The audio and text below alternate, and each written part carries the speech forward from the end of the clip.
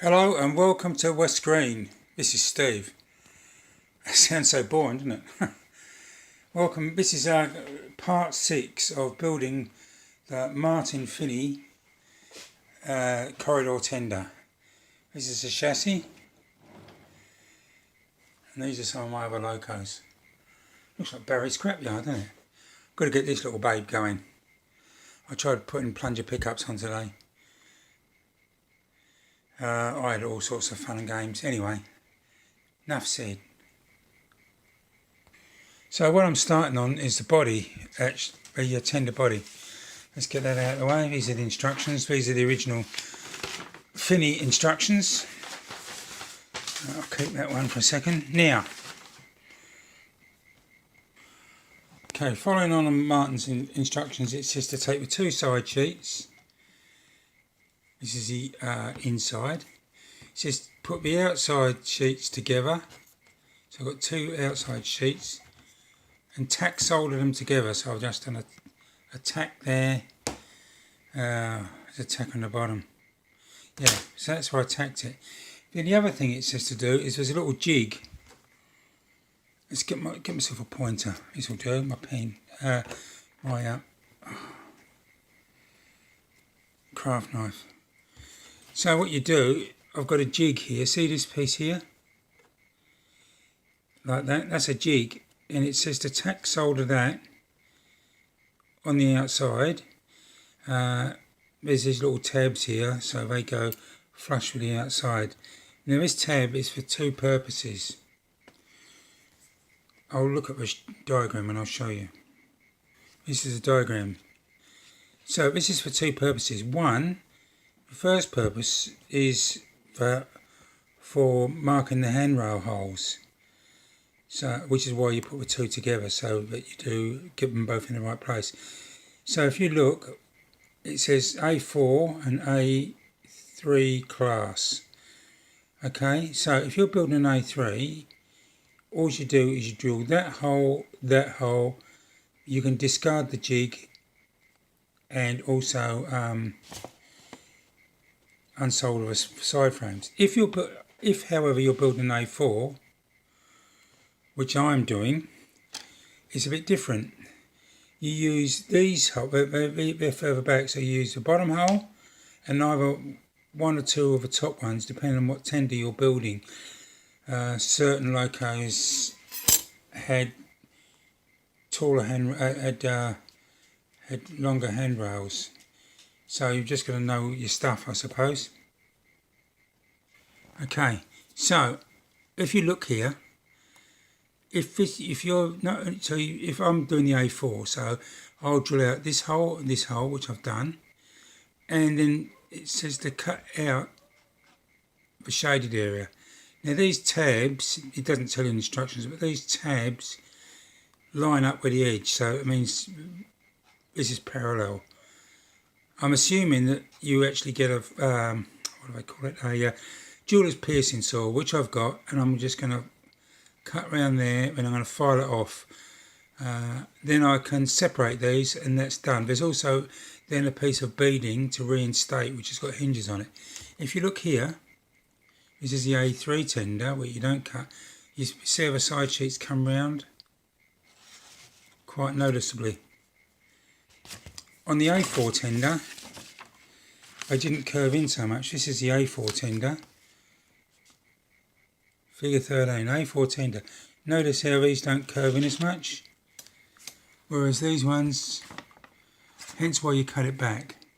So what I'm going to do now, I've got the two holes. I've got that one and that one. This is soldered, so I'm going to get my jeweler's piercing saw. I'm going to start cutting up there, all the way up there, right there. And then before I take off the jig, I'm just going to get a file and file it flush with the outside of a jig. Then I can put on the, where is it? This is the beading. Hang on, I'll show you. Up here I've got the beading, I've got one of them. So that's the beading, and it's also got the hinges on it. So I've cut those, I've cut off the front, I've folded these up. These here are a jig, and they take a 1/4 inch or 6.3mm rod. It's to bend over the top of the tender, but I'll do that later. This is the beading and the handrails, and as you can see, it's been cut very precisely. Thank you. When anyone says, "Oh, Martin did a good job," see, look.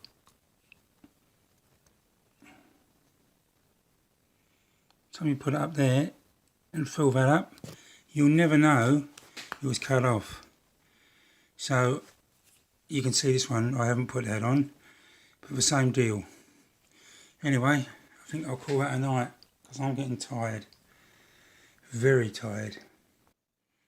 Okay, so you can see I've soldered on the beading, which has also got hinges built into it. So that's for that side done.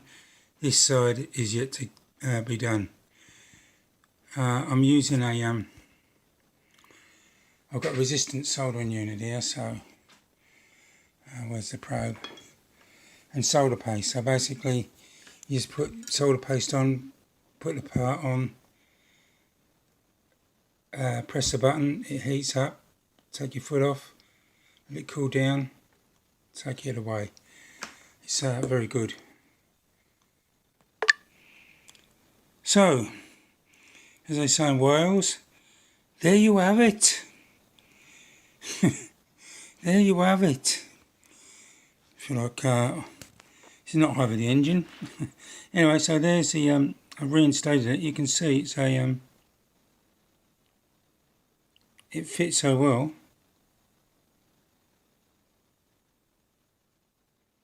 Anyway, that's it. So, here's one of the tender sides. These fold out. These are jigs. These get cut off, and what you do is you get some 1/4 inch rod or 6.3mm rod that fits in there, and basically you can see here you put a pin in there. I've just used a couple of drills. The rod sits in that little cradle. The drill fits underneath it. You clamp this in a vise, and with a piece of wood you bend it over. It's really important you keep it clamped tight, and that's the correct radius for there, apparently. That remains to be seen. But here's one I've done. I've actually done one. This is clamped in the vise. There's my pins. There's the rod. And what I did, using a piece of timber, I'll use this piece, but this is longer. I just started bending it over, and when it had bent over, I then went along the top and pressed it down. So that's one I've done. I'm going to take this out and see what it looks like, offer it up to the drawing. So as you can see, I've pulled that out. That's in there, and if I tip it upside down, so you can see it's sort of clamped, it has clamped it. I'm going to pull this out. Let's go outside. Oh, come on. So, I should probably focus on something a bit closer. That's better. So that's pretty good.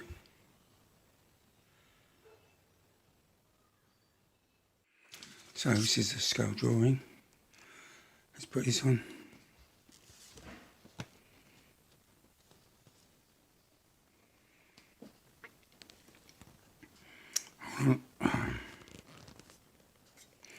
Probably better if I do it that side.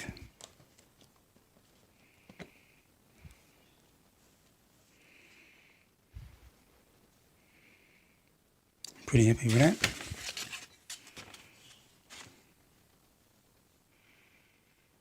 This is it, I'm going to cut these off. Let's go and do the other one now. So, I've bent the top over a 6.3mm rod, cut off the jig, the little lugs, which was part of a jig, filed it back. I've also bent in the front slightly, like it says. It's a job I don't particularly like doing. Now what I've got to do, the kit comes with this tin beading. If you look at the instructions, it was beading along there, right the way down there, so I've got to put that on. Martin & Finney or Finney7, they provide this tinned copper wire beading, so, and that's going to be tack soldered all the way along. At first it says it's to straighten it in a vise, so what I'll do is I'm going to put it in a vise and pull it with a pair of pliers. Now these funny little beasties, these are called Duckbill Pliers. Actually Lindstrom, I think they're Lindstrom. They're old, they were used in telephone exchanges, which I used to work in. I used in step-by-step exchanges. They were for adjusting spring tension on wiping contacts on relays. You put them in there, then you put a bend in them. And they're very good. They're probably 60, 70 years old, maybe more. You can see I've got it pretty straight, so just using these. Let's go from the top.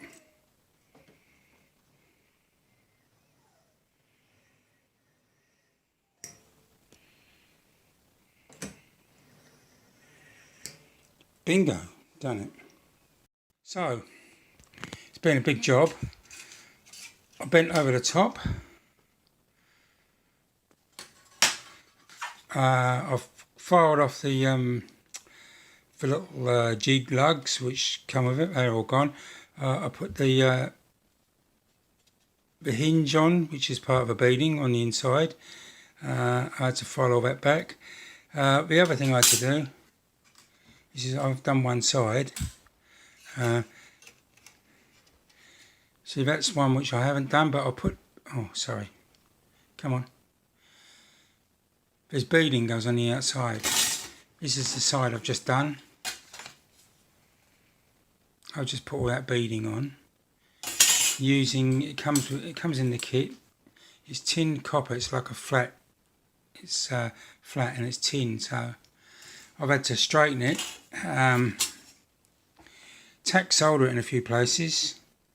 I used a resistance soldering iron, an RSU, that makes it easier to just go along, and then you can get a lot of heat into it. Plenty of flux, loads of cleaning up. It's taken me an age to do, but I've done it. And so I'm now going to finish the other side and then move on. These are the instructions. Well, I was going to say, this is a Martin Finney kit.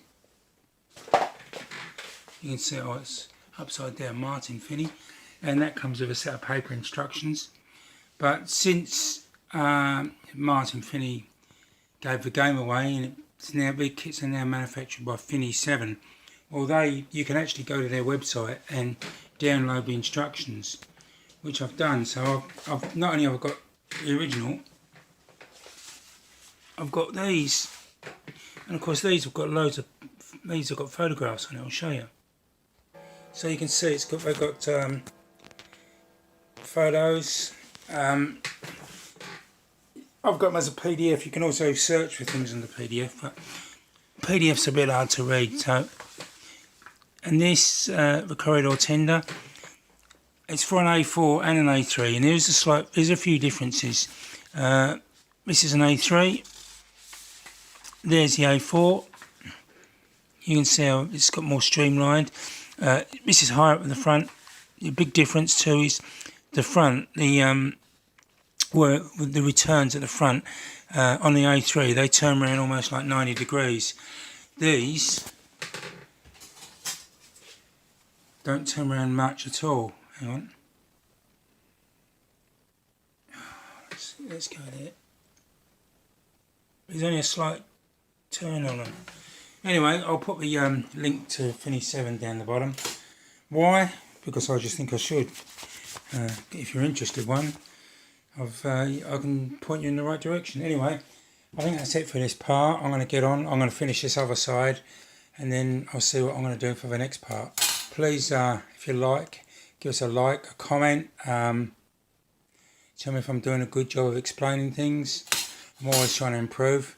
And subscribe. I really like if you'd subscribe to my channel and hit the bell icon so you'll get all the updates. Anyway, thanks for watching.